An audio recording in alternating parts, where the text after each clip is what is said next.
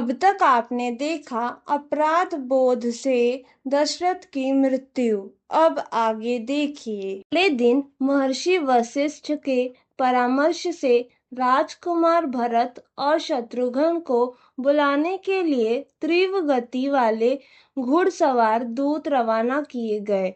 दूत को निर्देश दिया गया कि अयोध्या में हुई घटनाओं के बारे में राजकुमारों को कुछ नहीं बताया जाए। कैकेयी नरेश के पास पहुंचकर दूत ने राजकुमार भरत और शत्रुघ्न को तुरंत अयोध्या वापस बुलाए जाने का संदेश दिया। संदेश सुनकर दोनों भाई चिंतित हो गए और तुरंत अयोध्या की ओर प्रस्थान कर गए। 8 दिनों बाद दोनों अयोध्या पहुंचे। राजमहल में पहुंचने पर उन्हें चारों ओर सन्नाटा दिखाई दिया। भरत अपने पिता से मिलने गए, लेकिन उनका कक्ष खाली पड़ा था। फिर वे कैकेयी के महल में गए।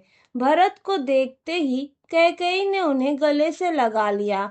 उन्होंने माँ से पिताश्री तथा महल में पसरे सन्नाटे के बारे में पूछा।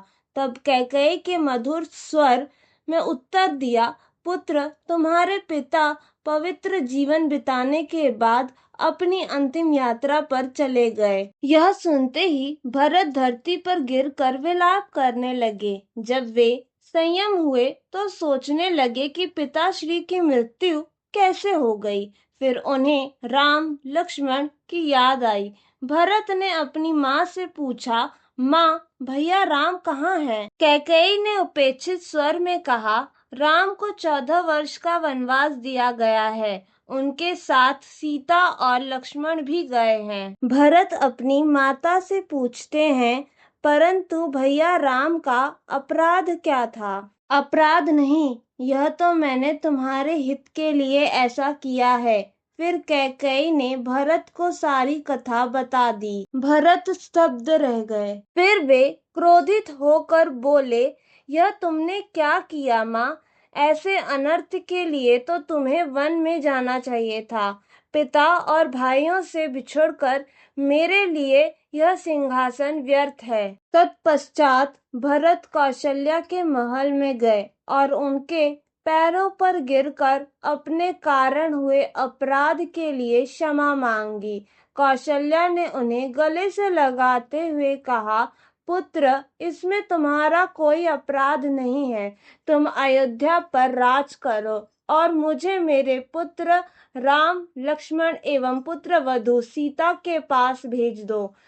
माता कौशल्या की बात सुनकर भरत व्याकुल हो उठे। इसके बाद भरत माता सुमित्रा के पास गए और उनसे लिपट कर खूब रोए।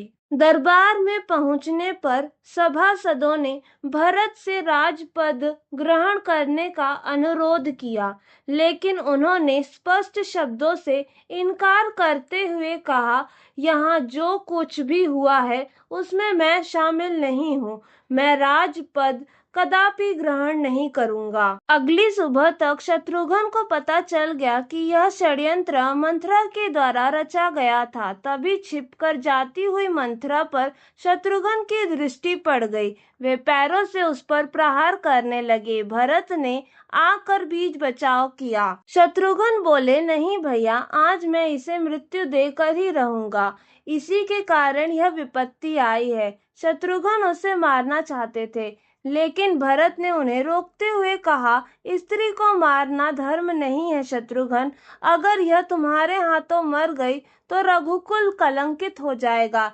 इसी दौरान अवसर पाकर दासी मंथरा वहां से चुपचाप भाग गई। अगले दिन महर्षि वशिष्ठ तथा राजपुरोहित वामदेव ने दोनों भाइयों को सांत्वना दी और उनसे पिता का अंतिम संस्कार करने को कहा।